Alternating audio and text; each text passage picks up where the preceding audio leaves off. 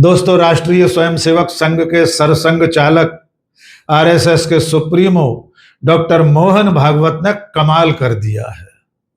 मोहन भागवत ने अपने ही संगठन, अपनी ही सरकार और अपनी ही भगवा ब्रिगेड के गाल पर करारा तमाचा जड़ दिया है।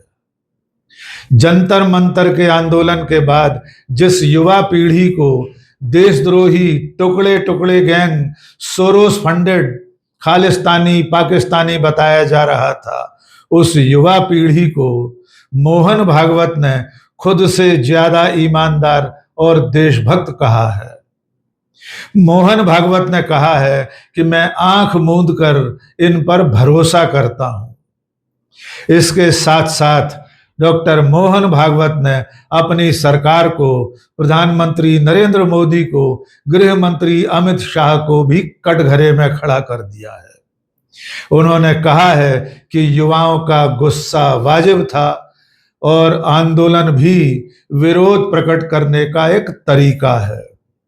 मोहन भागवत ने लाठी चार्ज और पैलेट गन चलना भी कबूल कर लिया है।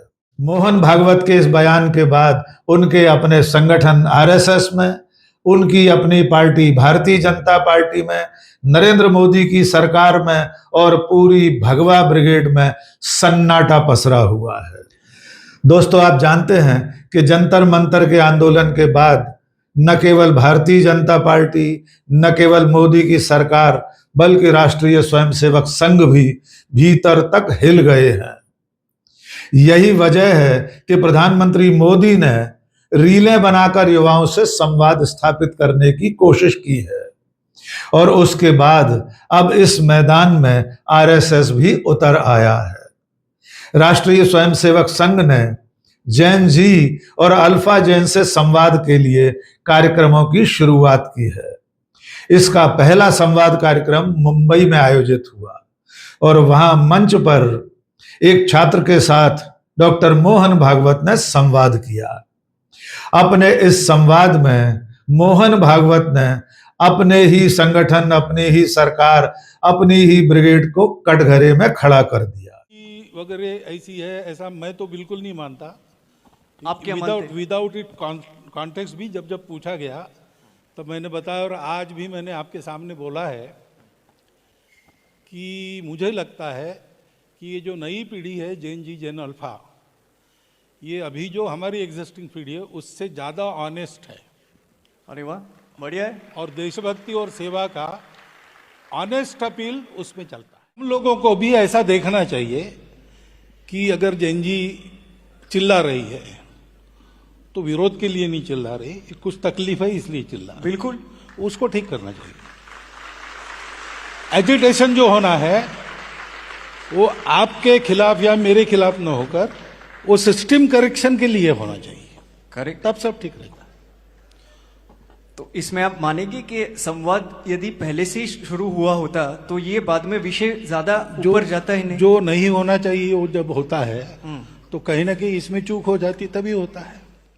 डॉक्टर मोहन भागवत के इस बयान के बाद आइए अब आपको लिए चलते हैं संघ परिवार के ही, भारतीय जनता पार्टी के ही तमाम दिग्गजों के बयानों की तरफ। आज डॉक्टर मोहन भागवत इस युवा पीढ़ी को देशभक्त बता रहे हैं और अब से चंद रोज पहले तक उन्हीं के संगठन के बड़े बड़े पदाधिकारी, उन्हीं की अपनी पार्टी भारतीय जनता पार्टी के लोग इसी युवा पीढ़ी को देशद्रोही, खालिस्तानी, पाकिस्तानी, टुकड़े टुकड़े गैंग, सोरोस का एजेंट, पाकिस्तानी और चीन से फंडेड बता रहे थे। शुरुआत करते हैं राष्ट्रीय स्वयंसेवक संघ के ही सह सर कार्यवाह अतुल लिमये के बयान से। अतुल लिमये ने चंद रोज पहले कहा था कि जंतर मंतर पर आंदोलन करने वाले लोग, जंतर मंतर पर इकट्ठे हुए युवा पीढ़ी के लोग संविधान विरोधी हैं, देश विरोधी हैं। उनके पहनावे तक पर अतुल लिमये ने सवाल खड़े किए थे। आइए सुनिए अतुल लिमये ने क्या कहा था। विरोधातलं एक आंदोलन, अगेन्स्ट द कॉन्स्टिट्यूशन, संविधानाच्या विरोधातलं एक हत्यार म्हणून उपयोग केलेलं आंदोलन आहे। या अर्थाने बघा, अगेन्स्ट द नेशन, भारत विरोधातलं एक आंदोलन या अर्थाने उभं केलेलं आंदोलन आहे. या अर्थाने या शक्तीकडे आपण नीटपणे बघितलं. अब सुन लीजिए भारतीय जनता पार्टी के राष्ट्रीय अध्यक्ष नितिन नवीन का भाषण. नितिन नवीन ने जंतर मंतर पर आंदोलन करने वाले युवाओं को कॉकरोच और वायरस बताया था. उन्होंने ये भी कहा था कि ये युवा देश को खोखला करने वाले, देश को तोड़ने वाले लोग हैं. ये लड़ाई सामान्य लड़ाई नहीं है. जिस प्रकार से इस देश में एक वायरस और कॉकरोच जैसी पार्टियां आ रही हैं, ये देश को खोखला करने वाले लोग हैं. इन वायरस और कॉकरोच वाले लोगों को निश्चित रूप से ध्यान रखने की जरूरत है. ये देश के टुकड़े करने वाले गैंग के लोग हैं. इन देश के टुकड़े करने वाले गैंग के लोगों को सबक सिखाने का काम भारतीय जनता पार्टी का कार्यकर्ता ही कर सकता है. मोदी सरकार के मंत्री बंडी संजय कुमार ने जंतर मंतर पर हुए आंदोलन को anti social, anti national, anti Sanatan भी कहा था. बीजेपी के सांसद डॉक्टर निशिकांत दुबे ने जंतर मंतर के आंदोलन को विदेशी ताकतों की साजिश बताया था. उन्होंने कहा था कि ये आंदोलन देश विरोधी ताकतें चला रही हैं. इसके पीछे खालिस्तानी ग्रुप्स हैं, पाकिस्तान आधारित ताकतें, बांग्लादेश इस्लामिक तत्व और सोरोस फाउंडेशन के लोग शामिल हैं. कुछ और बयान आपको याद दिला देते हैं. बीजेपी के सांसद तरुण चुग ने जंतर मंतर के आंदोलन को एंटी इंडिया साजिश कहा था. सांसद कंगना रनौत ने जैन जी को जनरेशन गटर कहा था. और रमेश विधुड़ी जो बीजेपी के ही सांसद रह चुके हैं, उनका वो बयान आप सुन चुके होंगे, जिसमें रमेश विधुड़ी ने जंतर मंतर पर जुटे युवाओं को पंचर जोड़ने वालों की, पंचर वालों की औलाद कहा था. आइए रमेश विधुड़ी का ये भाषण भी सुन लीजिए. बेकाकर वहां पर 20-50 हजार बच्चों को, वो जो बेरोजगार पंचर लगाने वाले वहां पर ज्यादा थे, ताला बनाने वाले वहां पर ज्यादा थे, पंचर लगाने वाले मालूम ही है आपको, वो लोग वहां पर ज्यादा थे और छात्र लोग वहां पर कम थे. ये भी मैं आपको जानकारी देना चाहता हूं. और क्या भारत की बेटी या भारत का बेटा मोदी जी के बारे में, उनके परिवार के बारे में इस प्रकार की बातें कर सकते हैं क्या? वो पंचर लगाने वालों की ही औलादें होंगी, पंचर लगाने वालों के ही खानदान होंगे जो मोदी जी के बारे में इस प्रकार की बातों का उपयोग कर रहे थे. भाई, संघ के ही एक और पदाधिकारी का बयान याद दिला देते हैं.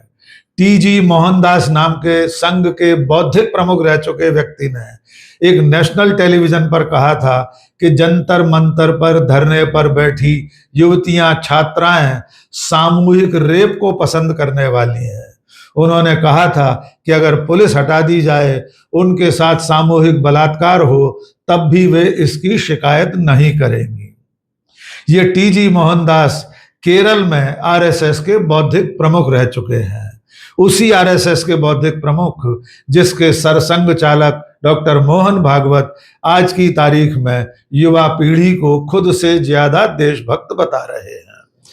तो आरएसएस और बीजेपी समर्थकों के तमाम बयानों और अब मोहन भागवत के ताजा बयान के बाद आप समझ गए होंगे कि ये पूरा विचार परिवार किस कदर पाखंड करता है.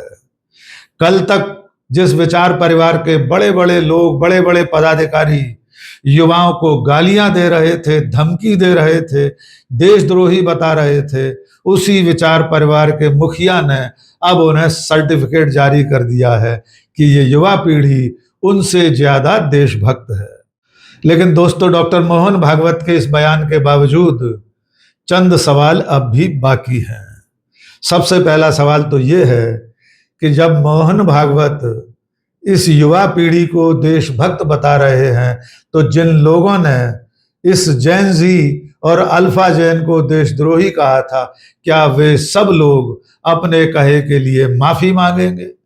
नंबर 2, मोहन भागवत ने सरकार और सरकार के रवैये पर भी सवाल खड़े किए हैं.